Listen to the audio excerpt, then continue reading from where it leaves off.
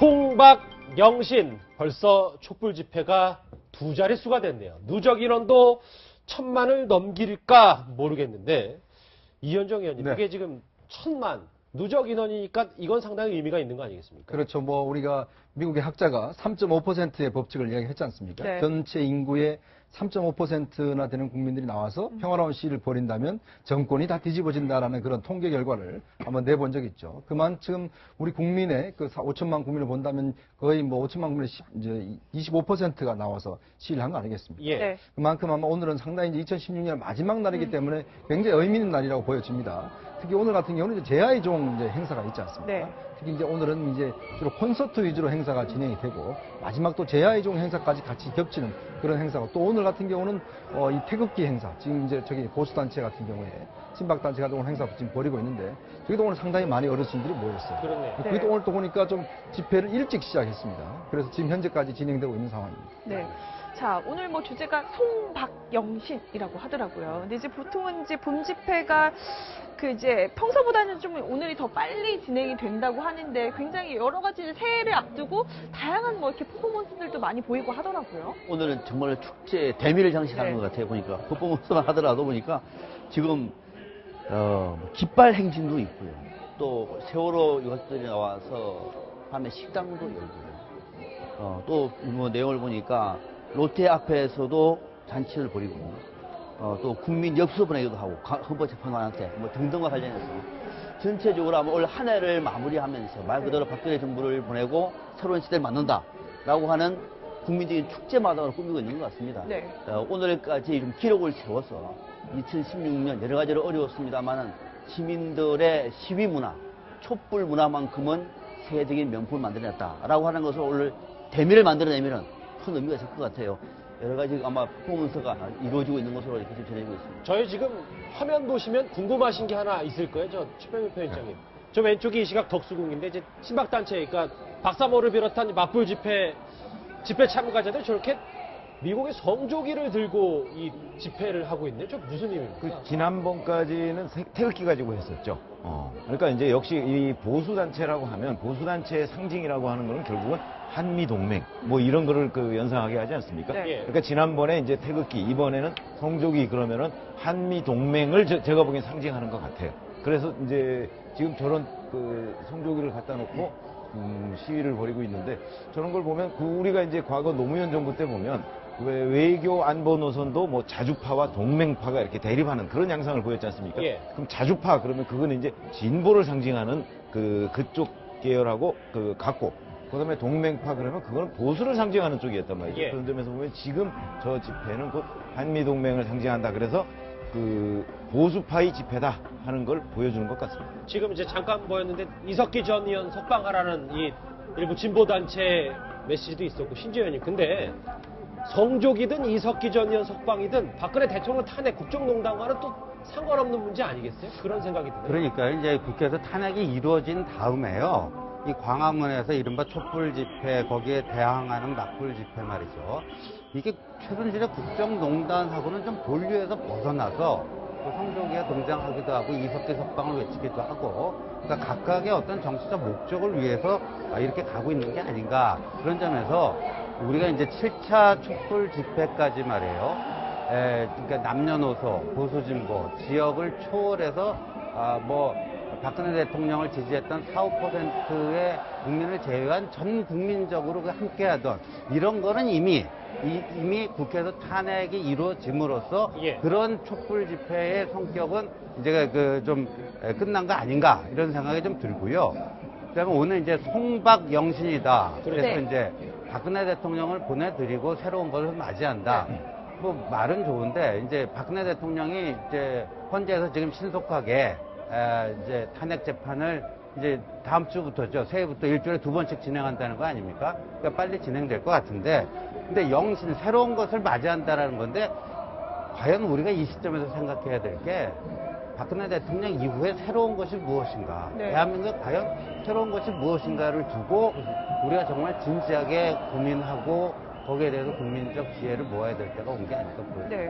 자, 말씀해주신 것처럼 오늘 촛불 집회의 주제는 송박영신, 박근혜 대통령을 보내고 뭐 새해를 맞이하자 이런 주제인데 반대로 박사모는 송화영태라는 지금 슬로건을 내걸었는데 도대체 이게 네. 뭡니까? 이게 이제 송박영신이라고 하는 것은 이제 박근혜 대통령을 탄핵을 하고 네. 뭐 새로운 이제 권력을 만들자, 새로운 대통령 을 만들자 이런 뜻이지 않습니까?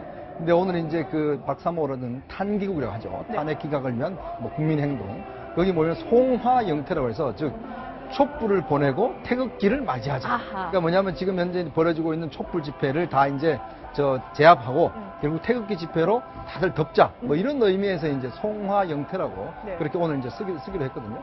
그리고 오늘 같은 경우는 지난주에 이제 이 태극기 집회가 굉장히 늦게까지 진행이 네네. 됐습니다. 오후 4시 이후에 시작이 돼서 밤 9시까지 진행이 되다 보니까 주로 이제 어르신들이 많이 참석하잖아요. 네네. 그래서 많이 불만을 토로하셨다는 거예요. 너무 그렇죠. 춥고 힘들어서 네. 이 좀 빨리 하자. 그래서 오늘은 일단 일찍 2시부터 일단 시작하는 걸로. 아, 집회 참가자들 여론이 반영된 그렇죠. 왜냐하면 이제 어르신들 견디기 좀 힘드시니까 네. 그래서 좀 저녁 늦게까지 하지 말고 좀 일찍 시작해서 일찍 끝내자. 그래서 오후 2시부터 지금 진행이 되고 있는 상황입니다. 근데 네. 태극기 집회 있잖아요. 제 개인적인 좀 그 경험담을 얘기하면요. 제 의원 시절에 굉장히 저를 도와주던 제 지역구에 평생 그 새누리당 당원이 계시거든요. 예. 근데 그 최순실 국정농단 이거 벌어지니까 가끔씩 이제 저한테 문자 메시지를 보내시는데 박근혜 대통령에 대해서 굉장히 비판적으로 얘기를 하시던 분인데 지난주에 여기 그 태극기 집회 나갔다고 해갖고 사진 찍어갖고 저한테 보냈더라고요. 그래서 박근혜 대통령 비판하는 거랑 태극기 집회 나간 거는 어떻게 보면 180도 다른 모습으로 보이지 않겠습니까? 예. 그렇지 않습니까? 근데 제가 물어봤어요. 왜 거기 나가셨냐 했더니 박근혜 대통령 잘못한 건 맞는데 이게 좌파들이 이 촛불을 이렇게 해가지고 이게 대한민국을 다 엎어버리려고 하기 때문에 박근혜 대통령 구하러 나간 게 아니라 대한민국 구하러 본인은 그렇게 생각하고 나갔다는 거예요. 일부 그러니까 시민의 의견이 그렇다는 거예요. 그러니까 이제 이게 박근혜 대통령 탄핵 문제랑 그러니까 이 대한민국을 구하니까 오늘 이제 성조기가 등장하고 그런 것도 이 촛불이 이제 좌파에 의해서 좌지우지된다고 또 그분들은 또 그렇게 그런 정보를 듣고 그렇게 생각하시는 것 같아요. 그래서 네. 우리가 참 이게 이 시점에서 좀 생각해 볼 게 많은데 과연 촛불은 뭐고 맞불은 뭐냐? 무엇을 위한 촛불이고 맞아요. 무엇을 위한 맞불인가? 그러니까 거기 참가자들이요.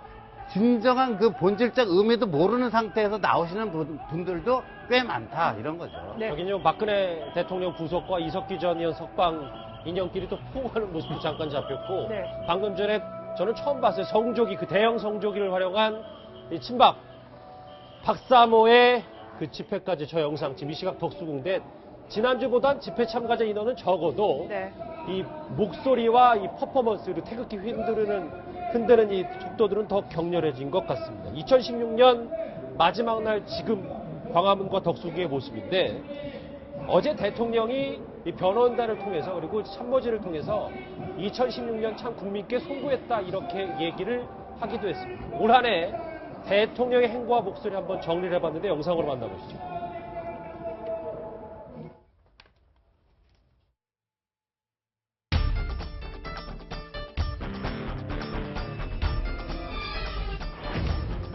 이거는 정말 그 어떤 나라에서도 있을 수 없는 기가 막힌 현상들이라고.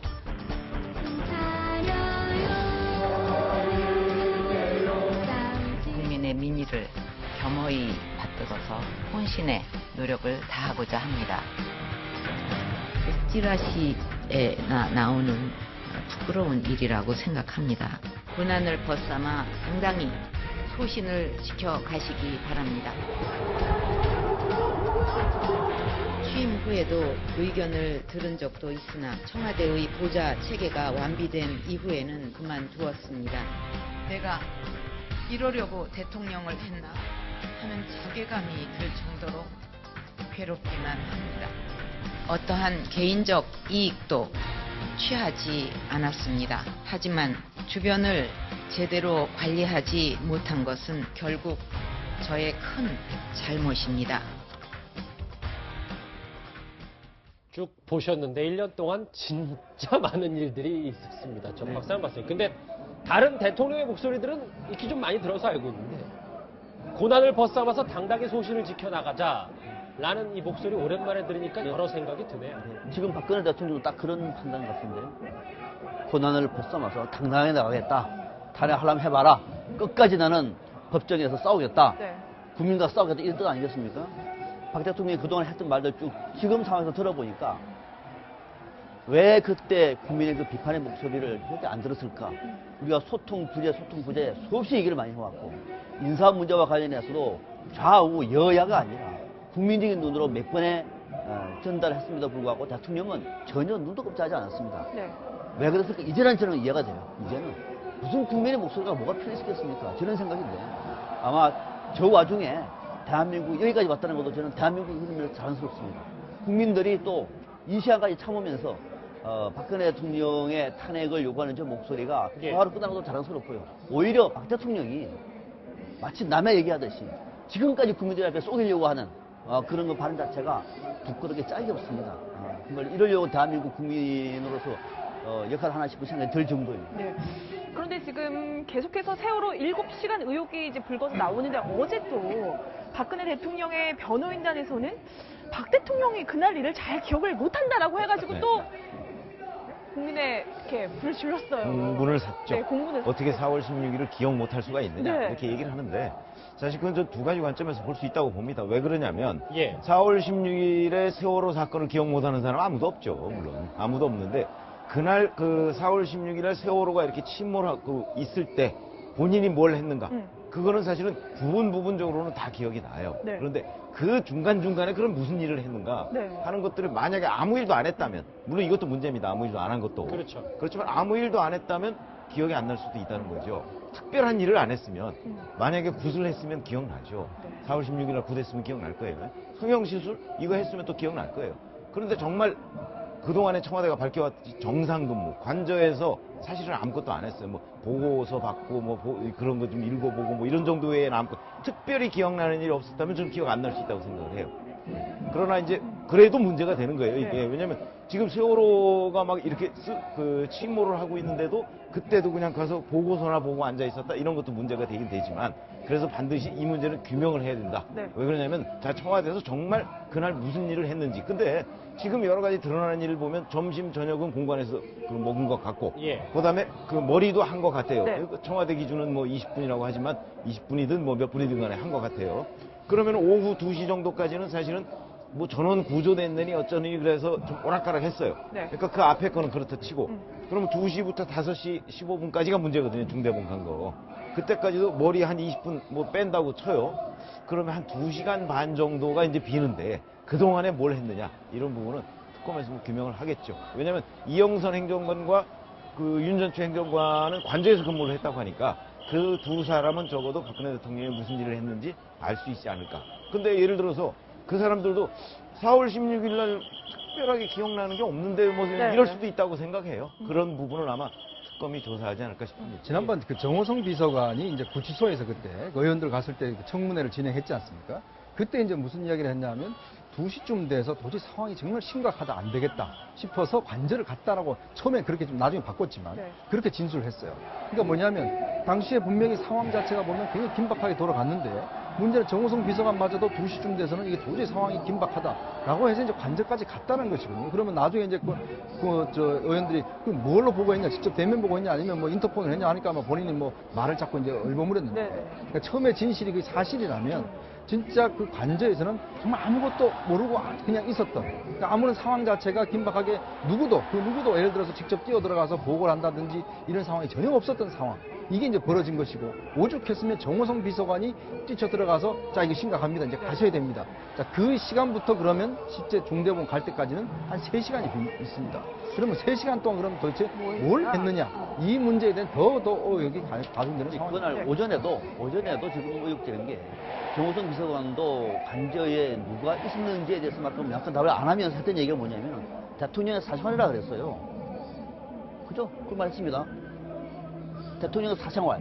자, 오후에는 그냥 뭐 나가서 이런 때문에 했다 칩시다. 오전에 대통령의 사생활과 관련해서 정호성 얘기를 할 수 없다고 얘기하면은 어떤 사생활이죠? 이게 지금 우리가 말하는 것은 대통령이 그날 몇 시부터 몇 초, 뭐 몇 분 다 밝히라가 아니라 예. 당시에 지금 그렇게 의혹을 얘기하고 있는 이른바 무슨 뭐 주사 아줌마든 누구든 해가지고 이 시술과 관련해서 했는지 안 했는지를 밝히라고 하는 것이 뭐 헌재라든지 주사하지 마. 요구해요. 얘기들. 그럼요. 듣는 거 관련해서. 그래서 뭐 몇 초 단위의 요구를 한 것이 아니라 그날 정말로 대통령이 오전에 계셨느냐, 뭘 하셨느냐, 오전에, 특히 오전에.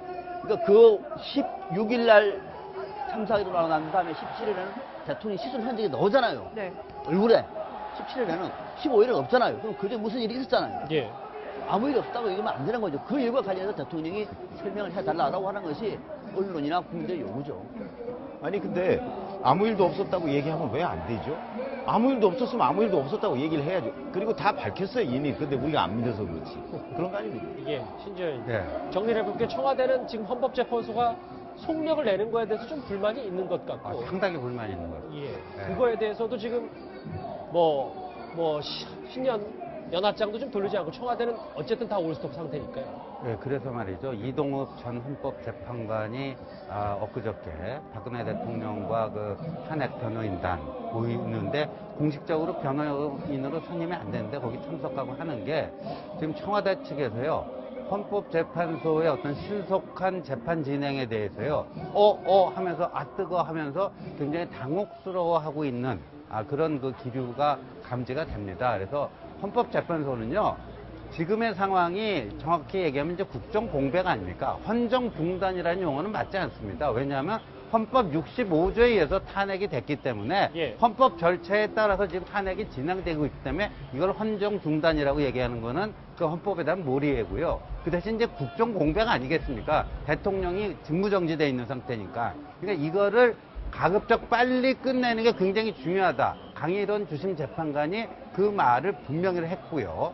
그 다음에 이제 그 헌법재판소가 지난주에 검찰로부터 버스 두 대 가량의 그 수사 기록을 받아오지 않았습니까? 근데 받아온 다음날 바로 뭘 했냐면 증거 신청 절차에 착수했습니다. 이건 뭐냐면요.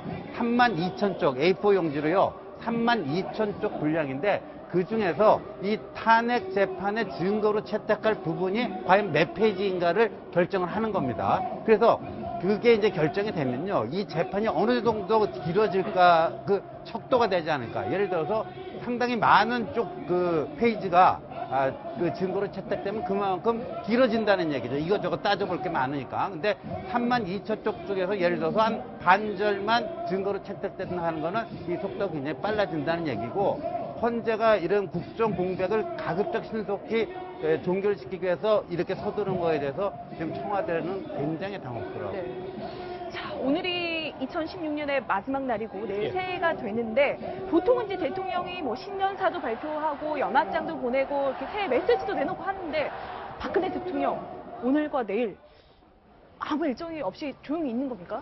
글쎄요, 뭐 지금 사실상 뭐 할 수 있는 게 없지 않습니까? 왜냐 이때쯤 되면 뭐 저희들 이제 논설위원들한테도 사실 대통령 연합장도 보내고 네. 작년에도 왔었습니다. 대통령이 직접 무슨 한 이 수 같은 거 놓아서 이제 그 한 연합장도 오고 했었는데 원래는 이제 그 이 황교안 총리 대통령 권한대행 그것만 이제 연합장 왔어요.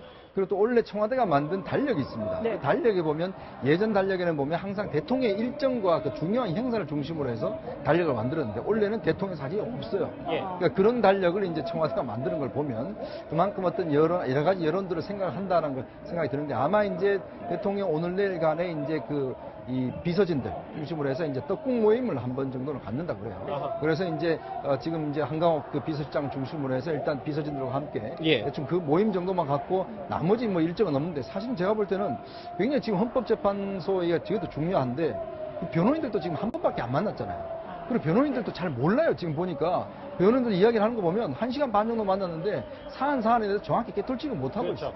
그런 걸로 보면 뭔가 대통령이 적극적으로 하려면 뭔가 이 사람들한테라도 그래도 이야기를 해야 되는데 근데 여전히 제가 볼 때는 아마 집거 생활을 이어가고 있는 것 같습니다. 대통령 소식과 지금 이 박사모를 비롯한 친박단체들의 집회 소식까지 알아봤는데요.